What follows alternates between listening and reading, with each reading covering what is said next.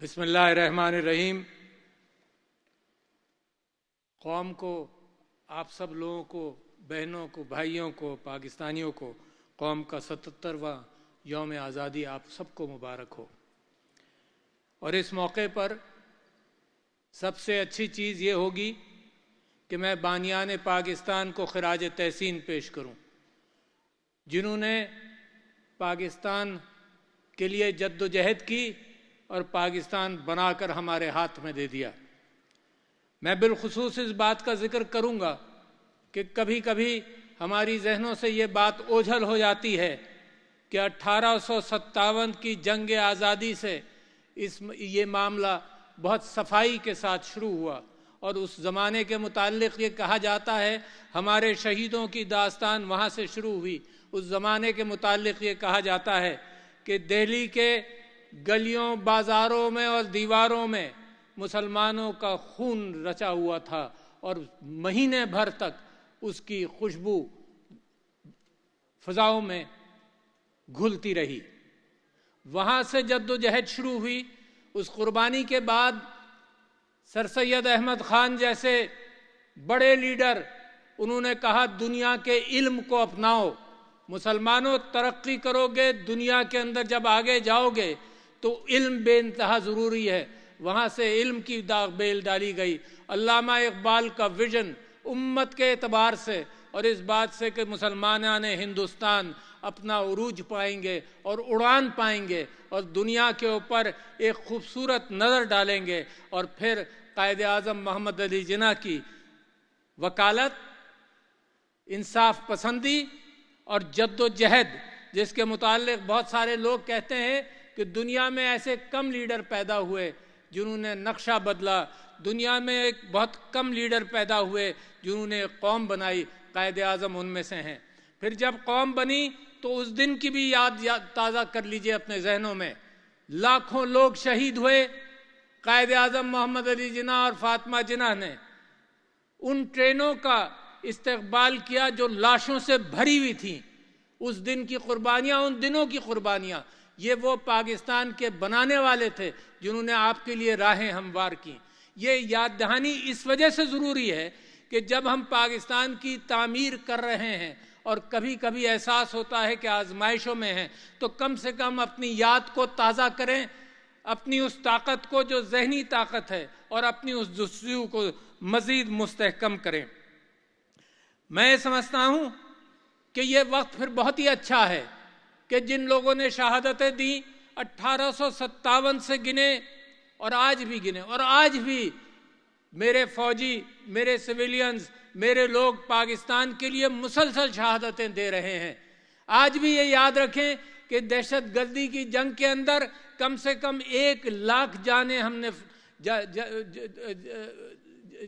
अल्लाह के सामने पेश की। तो ये खून का जो रिश्ता है इस्लाम के साथ और पाकिस्तान के साथ, ये खून, ये लाल रंग जो है, ये इस मुल्क को, मेरे मुल्क को हरा करता है। लिहाजा इन सब की कुर्बानियों को मैं खिराज तहसीन और खिराज अकीदत पेश करता हूँ, दिल से पेश करता हूँ। ये चीज़ याद रहनी चाहिए। जो कौमें इन चीज़ों को भूल जाते हैं, जो कौमें इन कुर्बानियों को भूल जाती हैं, वो अपने मुस्तकबिल को भी भूल जाती हैं कि किस लिए ये जानें दी गईं। और जानों के साथ साथ मैं समझता हूँ ये जद्दोजहद भी जारी रहेगी। जिन्होंने वतन की तहफ़्फ़ुज़, दिफ़ा और सलाम की खातिर ये जद्दोजहद की, वो भी आज इस बात का हम समझते हैं उनको भी खिराज तहसीन पेश करना चाहिए। और साथ साथ ये फिर सोचिए कि क्या मकसद था। याद दहानी कर लूँ मैं भी और आप भी, आज के दिन 77वां जश्न आज़ादी है तो याद कर लें। उस दिन ताज़ा थी जब पाकिस्तान बना था 1947 को, जब लाशें बह रही थीं और खून बह रहा था। उस दिन ताज़ा था دوبارہ میں تازہ کرنا چاہتا ہوں کہ جمہوریت کے لیے یہ قربانیاں ہم نے دیں، آزادی کے لیے یہ قربانیاں ہم نے دیں، مساوات اور رواداری کے لیے دیں، اور سماجی انصاف کا بول بالا کرنے کے لیے قربانیاں دیں، آئین، قانون اور میرٹ کی بالادستی کے لیے یہ قربانیاں دیں، سماجی اور معاشی استحصال کا خاتمہ کرنے کے لیے یہ قربانیاں دیں،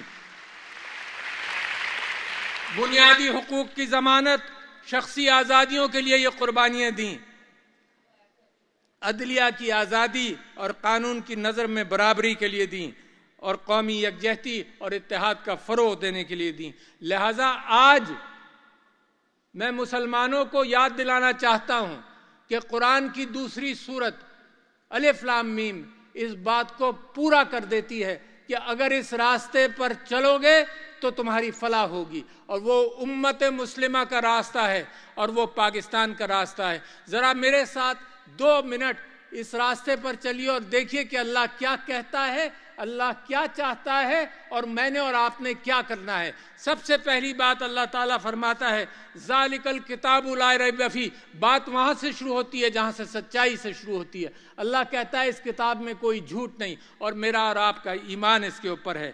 پھر اللہ تعالیٰ فرماتا ہے ھدی للمتقین، یہ ہدایت ہے ان لوگوں کے لیے جو اللہ سے خوف رکھتے ہیں اور اللہ کے بتائے ہوئے راستے پر چلنے کو تیار ہوں۔ یہ بتا دیا کہ یہ ہدایت کس کے لیے ہے، اور بچوں آپ بھی سوچیں اور بڑے آپ بھی سوچیں، بزرگوں کو بھی معلوم ہے۔ ھدی للمتقین الذین یؤمنون بالغیب، کہ ایمان لائے وہ متقی جو ایمان لائے غیب پر، کیونکہ اللہ ہے بھی اور میرے دل سے قریب ہے، میرے ہر روئے میں بھی ہے اور نظر بھی نہیں آتا، اور یہی وہ ہے کہ غیب پر ایمان لاتا ہے۔ تو ہر مسلمان گواہی دیتا ہے اس بات کی کہ اس کا اللہ پر ایمان ہے۔ بات شروع ہوتی ہے فاؤنڈیشن سے کہ کتاب سچی، اللہ پر ایمان لائے، غیب پر ایمان لائے، اور پھر وَيُقِيمُونَ الصَّلَاةَ، پہلی بات آتی ہے کہ کیا راستہ کیا ہے، راستہ کہاں سے ملے گا؟ جو لوگ نماز قائم کرتے ہیں، اور بچوں اور بڑوں اس بات کو ذہن میں رکھو کہ یہ نماز صرف ریچول نہیں ہے، یہ نماز یہ دن میں 20-25 مرتبہ میں اللہ تعالیٰ سے دعا کرتا ہوں، ان کلمات کے بیچ میں جو اللہ کی تعریف میں اور اللہ کی بڑائی کے لیے بیان کرتا ہوں، اس کے بیچ میں کہتا ہوں کہ اہدنا الصراط المستقیم، اللہ مجھے سیدھا راستہ دکھا۔ سوچیں ذرا اس بات کو، دن میں 25 مرتبہ میں مانگتا ہوں کہ اللہ مجھے سیدھا راستہ دکھا، اور سیدھا راستہ کہاں ملتا ہے؟ سیدھا راستہ سارے قرآن میں ملتا ہے، سیدھا راستہ میرے اسوہ حسنہ میں ملتا ہے، سیدھا راستہ میرے خلفائے راشدین کی زندگیوں میں ملتا ہے، سیدھا راستہ اللہ نے منور کر دیا ہے، مگر پھر بھی میں دعا کرتا ہوں اللہ سے کہ سیدھا راستہ مجھے دکھا دے۔ یہ قرآن کے اندر، اور پھر نماز کے ساتھ پھر اللہ تعالیٰ ایک ذمہ داری عائد کرتا ہے، وہ کہتا ہے مما رزقناہم ینفقون، کہ جو تم کو دیا اس میں سے تم اللہ کے راستے میں نکالو، جو تمہیں کھانے کے لیے دیا، جو رزق دیا، مال و دولت تو بات کی بات ہے، اس بنیاد پر میری قوم بنتی ہے، اس بنیاد پر مسلمان کی امت بنتی ہے کہ جو اللہ نے دیا یہ اللہ کا ہے۔ یہ نیشن سیکولر سٹیٹ سے ہٹ کر یہ اسلام کا دعویٰ ہے کہ یہ سب چیز اللہ کی ملکیت ہے، ہولڈ مت کرو اللہ کے راستے میں، وَمِمَّا رَزَقْنَاهُمْ يُنْفِقُونَ۔ تو میں یہ کہتا ہوں کہ پاکستان کے لیے اور اسلام اور امت مسلمہ کے لیے یہ راستے کا جو تعین کیا گیا ہے اس کے اندر سب سے بنیادی چیز ہے۔ میرے نبی صلی اللہ علیہ وسلم نے 2 کام سب سے زیادہ کیے ریاست بنانے سے پہلے، ایک یہ کہ خیرات کی، غریبوں کا خیال کیا۔ ساری زندگی ان کی مکی زندگی کے اندر آپ یہی چیز دیکھیں گے، اور مدنی زندگی میں بھی دیکھیں گے، ریاست بنانے کے بعد بھی غریبوں کا خیال کیا، وَمِمَّا رَزَقْنَاهُمْ يُنْفِقُونَ، اور انصاف کیا۔ اگر یہ 2 چیزیں مسلمانوں کی ریاست میں کم ہو جائیں تو اللہ کی برکت نہیں آتی۔ تو لہٰذا میرے دوستوں بھائیوں، میں وہاں سے بات شروع کرتا ہوں، اور انصاف کے حوالے سے میں آپ سے یہ کہوں کہ بڑی قرآن بھرا ہوا ہے ان ہدایتوں سے انصاف کے اندر ایک واقعہ مجھے یاد آتا ہے حضرت داؤد علیہ السلام کا، کہ 2 فرشتے آئے، انہوں نے اپنا مقدمہ بیان کیا اور ایک کی بات سن کر حضرت داؤد نے فیصلہ کر دیا۔ دیکھو انصاف کے لیے اللہ تعالیٰ قرآن میں ہدایت دیتا ہے کہ کیسے کرو، دوسرے فریق کو بھی سنو۔ اس بات پر یہ بات اللہ تعالیٰ کو ناگوار گزری اور حضرت داؤد معافی مانگتے رہے، اللہ تعالیٰ نے پھر ان کو معاف کیا۔ تو لہٰذا انصاف کے لیے ضروری ہے کہ فریقین کو سنا جائے، انصاف کیا جائے۔ جس ملک میں انصاف کم ہو جائے گا اس ملک کے اندر سارا نظام تتر بتر ہونے کا امکان ہے، لہٰذا اس سے گریز کرو۔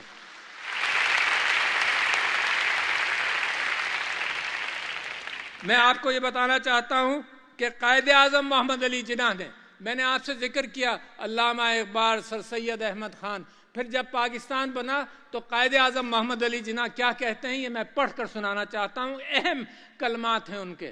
وہ کہتے ہیں کہ اسلام ہماری زندگی اور ہمارے وجود کا بنیادی سرچشمہ ہے۔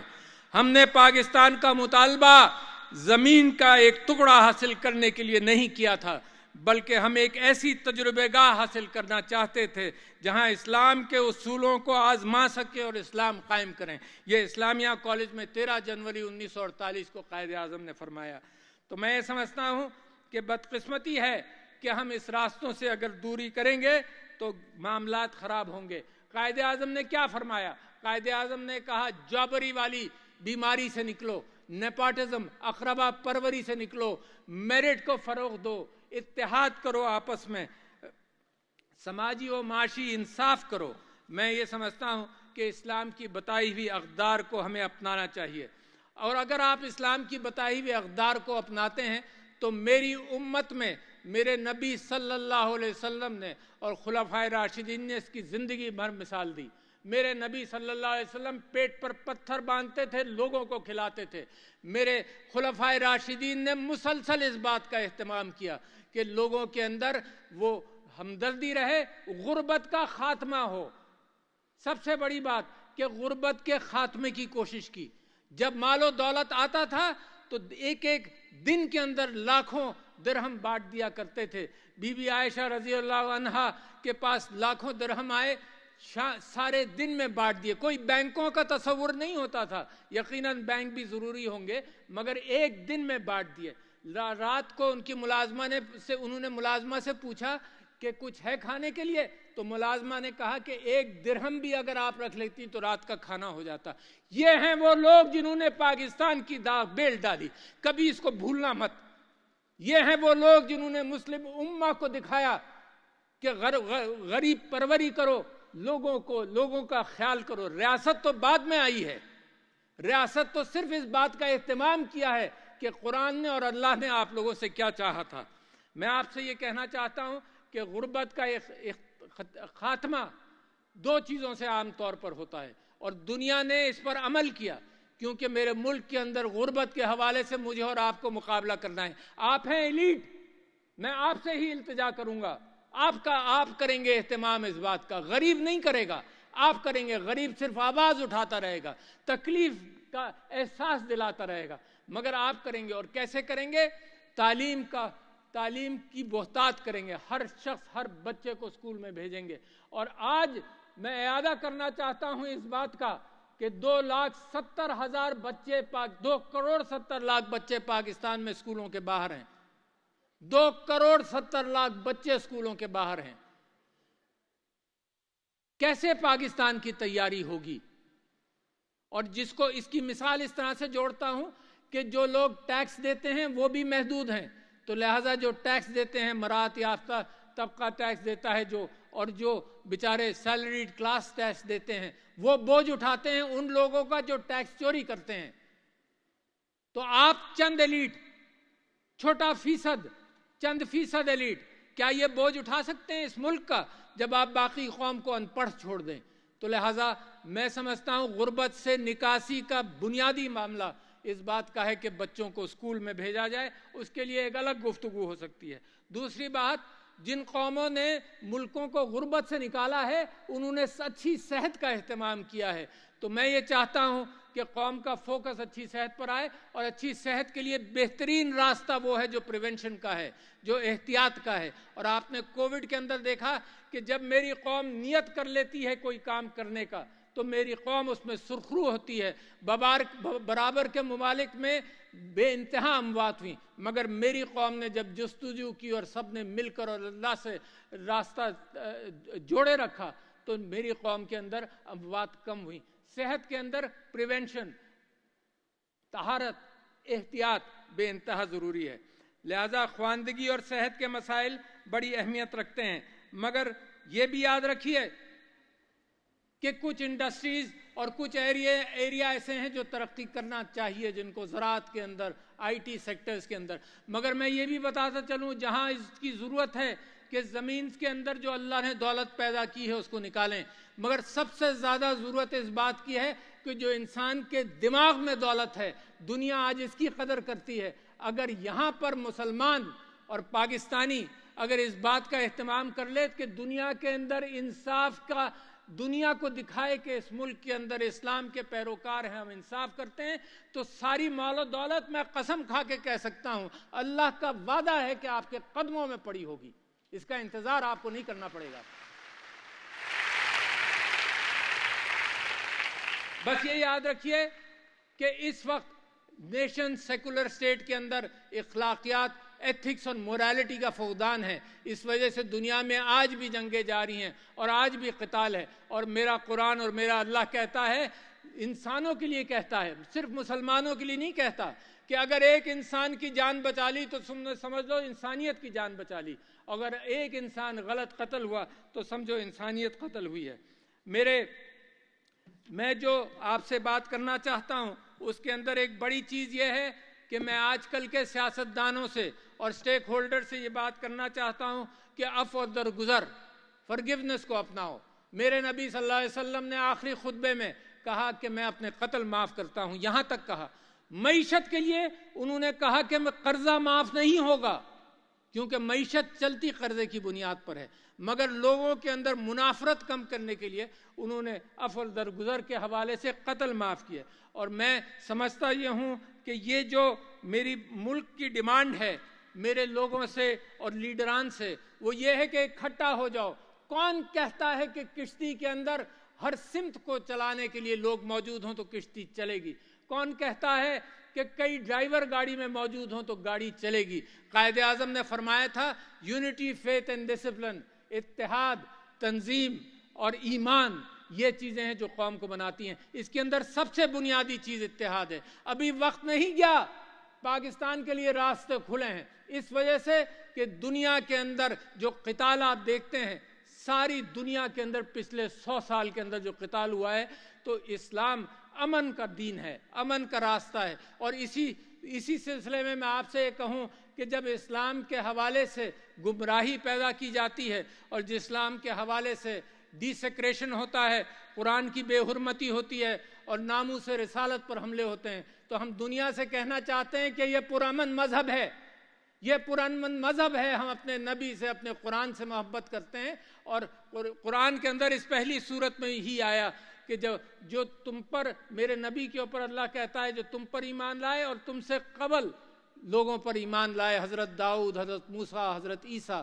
تو ہم تو قدر کرنے والے لوگ ہیں اور امن چاہتے ہیں۔ اس دنیا میں جہاں گلوبل وارمنگ ہو رہی ہو، اس دنیا میں جہاں اور مسائل بڑے پیدا ہو رہے ہوں، اس دنیا میں جہاں انسانیت خود خطرے میں ہو، اس کے اندر بجائے اس کے کہ منافرت پھیلائی جائے، اس دنیا کے اندر محبتوں کو فروغ دینا پڑے گا، اور اسلام وہ واحد راستہ ہے، اور پاکستان اس راستے کو، میرا ایمان ہے اس راستے کو پاکستان منور کرے گا۔ میں چند چیزوں سے مزید آپ کی توجہ دلانا چاہتا ہوں۔ قائد اعظم نے فرمایا کہ جب تک عورت شانہ بشانہ ساتھ نہیں چلے گی کوئی ملک ترقی نہیں کر سکتا۔ بی بی خدیجہ رضی اللہ عنہا was a business woman۔ یہ قوم کی، یہ آپ کی ذمہ داری ہے کہ سڑکوں پر ہراساں نہ ہو۔ یہ آپ کی ذمہ داری ہے کہ عورت جب حق روزی تلاش کرے، جیسے مرد حق روزی تلاش کرتا ہے، تو اس کے لیے راستہ سیف ہو، ورنہ نتیجہ یہ ہے کہ پاکستان نصف آزادی کو پوری طرح سے اپنے جی ڈی پی کے اندر اور اپنی محنت مزدوری کے اندر جب استعمال نہیں کر پا رہا تو ترقی نہیں ہوگی۔ قائد اعظم اپنی بہن کو اپنے ساتھ رکھا، اور قائد اعظم کے ایک واقعہ بڑا مشہور ہے کہ اپنی بیوی کے ساتھ جب وہ ایک جلسے میں لکھنؤ میں گئے تو وہاں باہر روک لیا گیا ان کو، مریم جناح کو، تو قائد اعظم گاڑی میں بیٹھے تھے، وہ واپس آئیں کہ جلسے میں مجھے نہیں جانے دے رہے، تو قائد اعظم نے اپنی جیب سے اپنا انویٹیشن کارڈ اس کو دیا کہ اب تم کو کوئی نہیں روکے گا۔ تو یہ وہ لیڈران ہیں میرے نبی صلی اللہ علیہ وسلم سے چل کر، جنہوں نے عورت کی وراثت قرآن کے اندر اللہ تعالیٰ نے ڈال دی، جبکہ مغرب میں وراثت 20ویں صدی کے شروعات میں آئی۔ تو یہ آپ کو ایج تھا اور آپ کو ایج ہے، اور دنیا آپ سے آگے نکل جائے، تو میری آپ سے درخواست یہ ہے کہ پسے ہوئے طبقے کو اٹھاؤ گے تو ترقی کرو گے، جس کے اندر ان پڑھ بچے، جس کے اندر ان پڑھ بچوں کو اور جس کے اندر عورت کو تحفظ فراہم کر کے آگے لایا جائے۔ یہ وہ چیزیں ہیں جس کی یاد دہانی میں کرا رہا ہوں، کوئی نئی بات میں نہیں کر رہا، یہ وہ جس کا تجدید عہد ضروری ہے، جس دن سالگرہ ہو اسی دن تجدید عہد ہو، کہ یہ ہم کرنا چاہتے ہیں۔ میں آپ لوگوں سے یہ بات کرنا چاہتا ہوں، اپنے کشمیری بھائیوں کے ساتھ یکجہتی کا اظہار کرنا چاہتا ہوں کہ اقوام متحدہ کی قراردادوں کی بنیاد پر ہم یہ سمجھتے ہیں کشمیر بنے گا پاکستان، ہم یہ جانتے ہیں کہ ان کے اوپر ظلم اور ستم ہو رہا ہے، ہم یہ کہتے ہیں کہ ہم انشاءاللہ کشمیر جب بنے گا پاکستان، تو آج ہم دنیا سے درخواست کرتے ہیں کہ ہم نے اقوام متحدہ پر بھروسہ کر کر اپنا فائل اقوام متحدہ دنیا کی اقوام کے سامنے رکھا، اور آج تک اس کے اوپر کوئی عمل نہیں ہوا، تو ان کو ہم اپنی دوستی اور اپنا ساتھ ہم ان کو بتانا چاہتے ہیں کہ ہم ساتھ کبھی نہیں چھوڑیں گے۔ دوسرے، میں تمام اسلامی ممالک، اپنے دوست ممالک، تمام ممالک کا شکریہ بھی ادا کرنا چاہتا ہوں کہ ہماری ضرورت کے وقت وہ ہماری مدد بھی کرتے ہیں، جس میں چین، سعودی عرب، متحدہ عرب امارات، ایران، ترکیہ، خلیجی ممالک، OIC اور دیگر دوست ممالک کا خاص طور پر شکریہ، جنہوں نے ہر مشکل میں ہمیں آسانی کا راستہ دکھایا۔ اور اپنی گفتگو کا اختتام کرنا چاہتا ہوں قرآن پر، قرآن کی آخری سورت پر، قُلْ اعوذ برب الناس ملک الناس الہ الناس، اس کا ترجمہ جو ہے وہ سنیں۔ میں پناہ مانگتا ہوں پھر کہ دیکھو، جب میں نے آپ سے گزارش کی کہ اسلام کا راستہ، اپنا کردار، اپنے گھر، ہر چیز کے اندر کردار کو پختہ کرو، تو پھر اس کے ساتھ ساتھ میں یہ چاہتا ہوں اس بات کو میں کلوز کروں دو چیزوں پر۔ ایک تو یہ ہے کہ اللہ تعالیٰ فرماتا ہے کہ پناہ مانگو اللہ سے، اپنے رب سے، اپنے الہ سے، کہ جو لوگ وسوسے ڈالتے ہیں دل میں، پھر ڈاؤٹ سے نکل جاؤ، پھر قائد اعظم کی بات کہ ایمان پر پورا ایمان رکھو، ڈاؤٹ سے نکل جاؤ۔ تو لہٰذا یہ بہت ضروری ہے کہ کوئی بھی کہے کہ پاکستان ایسا، پاکستان ویسا، میں آپ سے وعدہ کرتا ہوں، آپ اپنے آپ سے وعدہ کیجئے کہ پاکستان بہترین ترقی یافتہ ملک بنے گا۔ چند سالوں کی بات ہے، اس سے زیادہ کی نہیں، اگر آپ نے دامن پکڑ لیا اور اگر اس پر عمل کیا آپ نے، تو مجھے یقین ہے، کیونکہ اللہ تعالیٰ فرماتا ہے اگر آپ نے ان چیزوں پر عمل کیا تو جب میری زمین منور ہوگی، جب میرے لوگوں کا سورج چمکے گا، اور جب افلاس مٹے گی، جب ملک میں محبتیں بڑھیں گی، جب تعلیم سب کو ملے گی، جب انصاف کا بول بالا ہوگا، جب آئین کا وعدہ پورا ہوگا، تب اللہ بشارت دیتا ہے قرآن کی دوسری سورت کے اندر، اولئک علی ھدی من ربہم واولئک ھم المفلحون، کہ یہ وہ لوگ ہیں جن کو اللہ کی ہدایت پہنچ گئی، اور یہ وہ لوگ ہیں جنہوں نے فلاح پایا۔ تو جب اللہ کی بشارت ہوگی تو میں یقین دلاتا ہوں آپ کو کہ آج بھی میری آواز نکلتی ہے پاکستان کے لیے، پاکستان پائندہ باد، مگر جب ہر دل، اور یہ آواز زیادہ زور سے نکلے گی اور ہر دل کی آواز اور مزید گونجے گی، اور میرا رواں رواں پکار کر کہے گا، اور زور سے کہے گا، پاکستان پائندہ باد۔ شکریہ۔